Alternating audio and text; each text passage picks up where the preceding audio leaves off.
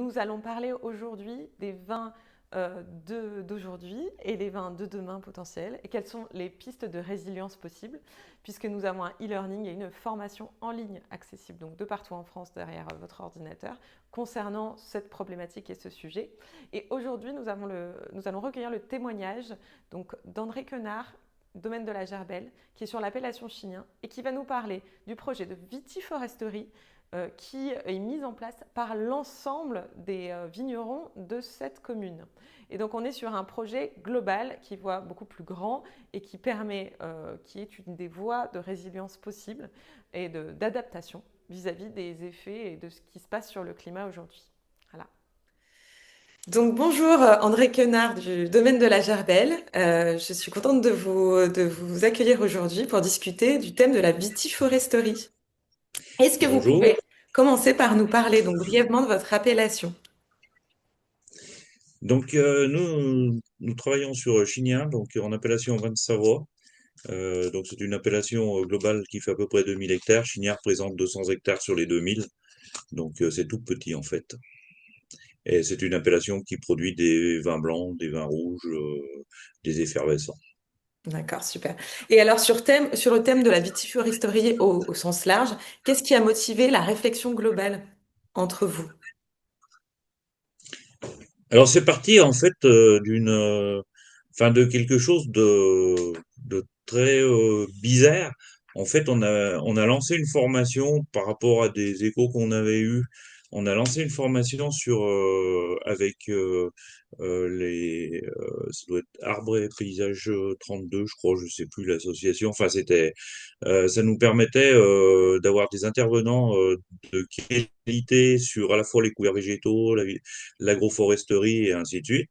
Et on avait lancé ces 2 jours de formation pour essayer de voir, voilà, prendre des éléments, tout ça. Et, euh, et au terme de ces 2 jours, en fait, on est ressorti relativement conquis, tous. Et d'emblée, il y a eu un petit truc de se dire, là, faut qu'on fasse quelque chose. Donc ça s'est lancé, voilà, très rapidement en fait derrière. Dans les semaines qui ont suivi, on se réunissait déjà entre nous au niveau des vignerons de Chignin pour essayer de voir comment on pouvait appréhender la chose, comment on pouvait, enfin voilà, mettre les pieds dedans et essayer si ça pouvait nous apporter quelque chose. Donc une belle énergie qui en a découlé vis-à-vis de Une prise de énergie conscience. vraiment et puis spontanée.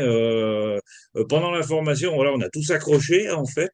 C'était donc avec Alain Canet, voilà principalement, mais on a tous accroché et on a senti qu'il y avait peut-être quelque chose qui pouvait répondre en tout cas à différentes problématiques qu'on se posait et puis qui sont posées en tout cas à l'heure actuelle.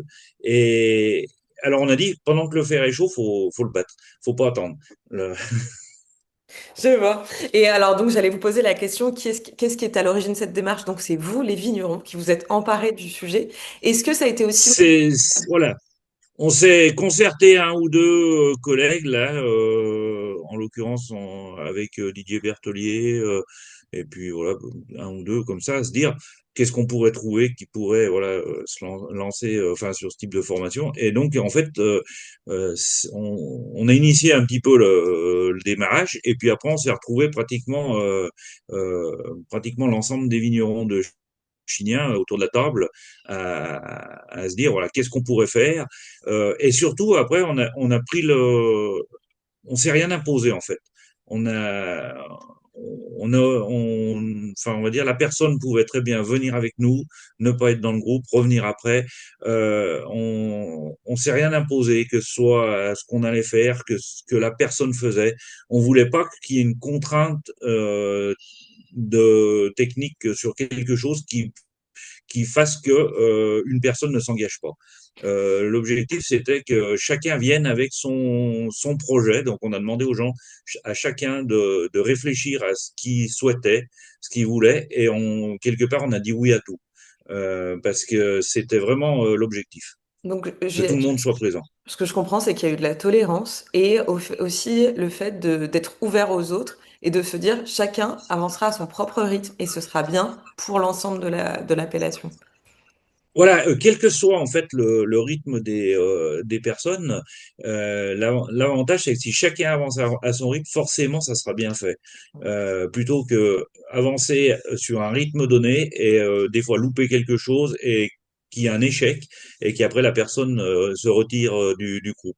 Donc c'est mieux voilà, d'avancer dans le jeu. Enfin, on a pensé que c'était mieux comme ça et avec recul, puisque maintenant bon ça fait quand même 3 ou 4 ans qu'on a commencé cette histoire. Et avec recul, ben, on s'aperçoit qu'on a peut-être bien fait, puisque ben, ceux qui n'étaient pas dans le groupe de départ, voilà, comme on forçait personne, ben, finalement, ils viennent nous rejoindre et ils prennent le train en marche et on peut arriver à mener des projets avec eux. Donc, enfin, moi, je trouve que c'est assez génial, cette manière de progresser. Humainement, c'est assez génial. Ouais. Et donc, la question aussi, ça aurait pu être de se dire, est-ce que tout ce qui est modification climatique a aussi motivé votre démarche? Est-ce que ça a été un des points aussi de Ah, mais déclic? c'est l'élément clé, en fait. Puisque nous, quand on est allé à cette formation, donc c'était le but, c'était essayer de trouver certaines clés par rapport aux problèmes climatiques qu'on rencontre à l'heure actuelle. Donc, ben, on va dire souvent des excès de plein de choses, hein. Ça peut être des excès de pluie, ça peut être des excès de grêle, ça peut être des excès de chaud, de sec. En fait, aujourd'hui, c'est les excès qui nous posent problème. Et donc, vraiment, l'objectif de cette formation, c'était d'aller essayer de comprendre les clés qu'on pouvait utiliser pour limiter ces excès. Très bien. Et donc, je sais, l'idée c'était de se dire, est-ce que vous avez été aussi accompagné par des partenaires, en fait, scientifiques, techniques ou institutionnels? Je sais qu'on s'est rencontrés à la Dabio. Est-ce que ça a été aussi, ça fait partie un petit peu de tout ça, ou vous m'aviez parlé d'une autre personne qui vous avait beaucoup accompagné? Oui, oui, bah, en fait, alors, bah, ça dépend, en fait, comme il y a différents créneaux, l'agroforesterie, enfin, on a l'agroforesterie, on a les couverts végétaux en même temps, donc c'est différents modules, on va dire, qui rentrent dedans. Donc après, bah, on a trouvé un petit peu des personnes ressources sur ces différentes choses. Donc sur, par exemple, les couverts végétaux, c'est plutôt l'Adabio qui nous accompagne, que ce soit avec sa technicienne directement ou avec des collègues d'autres départements. Pour ce qui est la partie vitiforesterie, là on travaille avec Sylvie Monnier de la mission Haie. Donc c'est elle qui nous a aidé à créer nos architectures de haies, de les choix d'essence, les positionnements, enfin voilà, différentes choses. C'est un peu son expertise qui nous a permis, voilà, de mettre en route les projets, mais on est, en fait, voilà, on n'est pas fermé, et puis au contraire, chaque fois que quelqu'un peut amener un peu sa pierre à l'édifice, c'est relativement intéressant parce que ça, des fois, c'est une nouvelle porte qui s'ouvre, c'est une nouvelle façon d'aborder les choses. Donc tout est bon à prendre puisque là, on est sur des choses qu'on ne connaît pas du tout. Et Après, les partenaires, il y a d'autres partenaires qui se sont greffés dessus en termes de financement, puisque ça faisait aussi partie, hein, euh, des données de départ. On voulait pas, donc, indépendamment des différentes contraintes que pouvaient rencontrer les gens, on voulait pas qu'il y ait une contrainte financière pour certains, et en tout cas, on voulait pas qu'il y ait un objectif de résultat. Parce que comme on va un petit peu dans le néant, c'est dur de dire à un partenaire qui va nous financer quelque chose, mais par contre il voudra tel objectif de résultat et surtout plutôt positif. Et comme on est incapable de savoir où on va aller réellement. Et donc ça, on a essayé d'être assez vigilant là-dessus, qu'on nous demande pas des objectifs de résultats parce que voilà, on est incapable de savoir. Donc du coup, mais certains partenaires ont joué le jeu. Donc dans les partenaires financiers, ben il y a il y a les enfants et les arbres, donc qui est une association qui finance des des projets type haies, voilà, plantation comme on fait nous, avec le concours des écoles. Donc ça a permis aussi à notre niveau, de rencontrer les enseignants, les élèves, de leur expliquer nos projets. On a passé de très bons moments avec les élèves à leur expliquer un petit peu tout ce qu'on faisait, notre métier, la manière d'aborder les choses, les problèmes climatiques, pourquoi on allait faire des choses de ce type-là. Donc, ils ont été vraiment enchantés et maintenant, on a vraiment un gros partenariat avec l'école de Chignien et les élèves viennent nous aider à planter. Enfin, c'est vraiment très, très sympa quoi, avec les parents, tout ça. C'est une manière d'aborder les choses qui était différente de ce qu'on a l'habitude de faire, mais voilà, qui est vraiment intéressante. Et donc, eux, on finançait certains nombres de mètres linéaires par an chez des exploitants, voilà, pour planter de la haie. On a la communauté de communes Cœur-de-Savoie, donc qui est notre communauté de communes, qui a aussi mis la main au portefeuille parce que l'idée leur plaisait de retoucher les paysages, de la biodiversité. En fait, de toute façon, on est toujours autour des mêmes thèmes. Et donc, ils nous ont aussi aidés dans l'achat, que ce soit de plants ou de copeaux pour couvrir les haies. Donc c'est voilà, c'est toutes des choses qui sont intéressantes à approcher et en tout cas voilà qui nous ont bien aidés sur le démarrage. Donc aujourd'hui on a le parc des Bauges qui souhaiterait par rapport à leurs études de biodiversité qui souhaiterait essayer de quantifier ce que une haie peut nous apporter. Donc avec le laboratoire Gali 5 on va mettre en place des comptages, enfin des comptages ADN des traces des différentes catégories de petits animaux qui peuvent circuler. Donc voilà, il y a beaucoup de gens qui sont relativement intéressés pour nous aider et on va dire ils sont les bienvenus puisque voilà c'est toujours bien de fédérer Bien sûr. au-delà de la profession. Mmh. Et puis c'est novateur aussi de voir ça au sein d'une appellation, du moins d'un village, d'une commune plutôt que juste au sein d'un vignoble. Même si c'est beaucoup ce qui est fait. Certains vignobles en France réintègrent de la vitiforesterie, mais cette pensée globale entre vous est incroyable, parce que ça permet vraiment de faire en fonction du climat, des courants d'air, de vent, etc., de la montagne, des reliefs quelque chose qui peut protéger l'ensemble de la commune. C'est bien ça. Oui, oui, voilà, l'objectif, c'est vraiment de travailler sur l'ensemble de la commune. Alors, bien sûr, je sais qu'on a toujours, dès le départ du projet, on a dit, il y en avait là, on en avait pris pour 25 ans euh, à établir l'ensemble de ce qu'on a un petit peu en tête, quoi. Donc, et je pense que ça sera à peu près ça. Et c'est dans 25 ans qu'on verra aussi le résultat. Donc, on espère qu'on sera encore là pour le voir. Mais par contre, c'est assez génial parce que oui, c'est un gros projet qui a été fédérateur. Alors bon, sur Chignon, on a l'habitude de travailler entre nous. Donc, ça n'a pas demandé, on va dire, beaucoup de travail dans ce domaine-là. Il n'y a pas besoin d'aller taper aux portes, tout ça.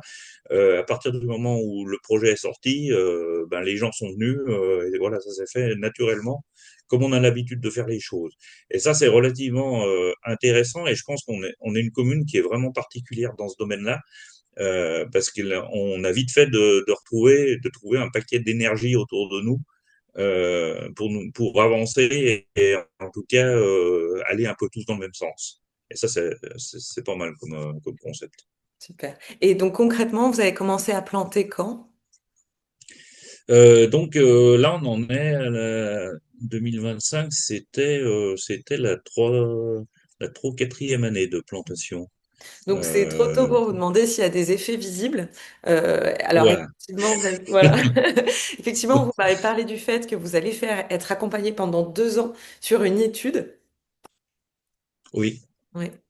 Et cette étude, Oui, donc, donc voilà, le parc des Bauges avec Argali vont on va mettre en route cette étude pendant 2 ans, donc avec des prélèvements au printemps, des prélèvements à l'automne, sur différents spots qui sont ben, avec des vieilles haies, des nouvelles haies, pas de haies, pour voir si on a des passages différents en fait, et si la haie amène réellement quelque chose, parce que c'est vrai que on va dire on nous a dit que, mais c'est dur à évaluer et en tout cas à contrôler à la mise en place. Donc là, l'avantage des comptages par ADN, ben, même si on ne voit pas la petite bestiole, c'est que l'avantage, on trouve sa trace. Donc on va essayer de mettre en place ça, voilà, pour pouvoir quantifier, puis ben, des fois, voilà, nous amener aussi ben, plus à se dire, ben, peut-être qu'il faut peut-être qu'on augmente un peu la vitesse d'exécution pour si vraiment c'est intéressant quoi d'aller dans ce système-là. Après, sur la partie couverts végétaux, puisque pour moi c'est un petit peu, enfin, ça fait partie aussi du concept global hein, de l'agroforesterie, puisque enfin, ça permet d'avoir des sols couverts un petit peu en permanence. Bah, sur les couverts végétaux, là, on commence, même qu'il n'y a que 3 ans qu'on les met en place, on commence quand même à avoir des résultats assez intéressants, que ce soit au niveau de la partie sol, donc matière organique, et vraiment vie dans la vigne. Mais ça, bon, on est sur des plantes annuelles, donc c'est beaucoup plus facile à mesurer qu'avec des plantes pérennes qu'on met en place sur les bords de parcelles. Donc, c'est vrai qu'on ne sait pas encore ce que ça va faire, donc on a vraiment hâte de voir cette étude dans le futur arrivé, c'est sûr, et on sait qu'il va falloir des années pour s'en rendre compte. Mais bon, Carrément. l'objectif qui est un peu attendu, ce serait de se redire qu'on fait revivre un petit peu tout ce qui est l'écosystème dans les vignes, que vous complétez hein, et vous me reprenez. Ce serait aussi de se dire potentiellement, avec tout ce qui va être aussi effet, j'imagine, donc du réchauffement climatique et des degrés un peu plus, même si ce n'est pas que ça, les modifications climatiques, ce serait de se dire, on va avoir un îlot d'un petit peu plus de fraîcheur afin de potentiellement avoir des vins qui pourraient titrer un petit peu moins, par exemple. Alors, enfin, c'est un peu plus complexe que ça, parce que je pense que si on le voyait vraiment sous cette forme-là, je dirais on serait presque dans la facilité, et presque trop facile même. Donc c'est un petit peu plus complexe que ça. On va dire, là, c'est un petit peu, on va dire, on est après essayer de monter un climatiseur géant qui permettrait d'avoir un meilleur, des températures un petit peu plus clémentes par rapport. Pour vous donner, enfin, juste un ordre d'idée, par exemple, un vent chaud qui traverse des branches d'olivier, il peut perdre jusqu'à 7 degrés de température. Donc 7 degrés, c'est énorme. Puisque ça peut des fois être ben, les 7 degrés de trop qui font que ces vents chauds ben, nous font perdre énormément d'eau dans les raisins au mois d'août avant les vendanges. Et donc, si vous voulez, voilà, c'est un petit peu. Il y a cette partie-là, il y a la partie, donc, ben, comme on parlait avant, biodiversité, où ça va être un peu pas mal ça peut être des prédateurs qui peuvent être intéressants à avoir sur les insectes qui sont sur les cultures. Voilà, il y a vraiment différents points pour améliorer les choses. Et ça peut être ben, quand la haie est relativement grande, une protection vis-à-vis de la grêle, alors peut-être pas complète, mais n'empêche que on a toujours vu que derrière une grande haie d'arbres, on avait moins d'impact de grêle que plus loin dans la parcelle. Donc, et c'est des choses, ben aujourd'hui, voilà, on prend des orages de grêle qu'on n'a jamais pris par le passé. Euh, donc, euh, donc voilà, ça peut être aussi ramener de l'eau dans les parcelles, puisque par le biais des mycorhizes, les arbres communiquent entre eux et sont capables de ramener plusieurs centaines de litres d'eau euh, d'un endroit humide à un endroit sec en passant d'un arbre à l'autre. Donc alors c'est tout, voilà, c'est tout des choses qui paraissent théoriques, qui paraissent des fois peut-être même un peu ubuesques, mais n'empêche que c'est des choses qui ont été mesurées et qui méritent en tout cas qu'on y accorde un petit peu d'importance parce que ben, des fois, si on ramène ben voilà quelques litres d'eau sur une parcelle très sèche, ben ça peut des fois arriver à faire vivre la culture qui est dessus sans avoir de soucis pendant l'été. Donc voilà, c'est vraiment un ensemble de choses qui est complexe et c'est un puzzle où il va falloir que chaque pièce trouve sa place, quoi. Mais en tout cas, on vous souhaite de tous trouver votre place, mais vous êtes bien partis pour ça. Et j'avais une dernière question. Quel conseil donneriez-vous à un autre collectif de vignerons qui voudrait se lancer? On va pas hésiter à y aller. Bon, bah, en tout cas, je vous remercie pour ce témoignage, André, domaine de la Gerbelle, pour la commune de Chignan. Et je vous dis à très bientôt. Au revoir. Merci beaucoup. Vous avez aimé ce témoignage et vous souhaitez en apprendre plus et vous former concernant les vins d'aujourd'hui, l'effet des évolutions climatiques sur le vin d'aujourd'hui et les vins de demain avec les pistes potentielles à mettre en place au vignoble et quels sont les vins potentiellement de demain. Eh bien, notre e-learning est disponible sur le site, sur notre école digitale Le Vin sur la Lune, dans l'onglet e-learning, climat et vin, vin d'aujourd'hui et vin de demain.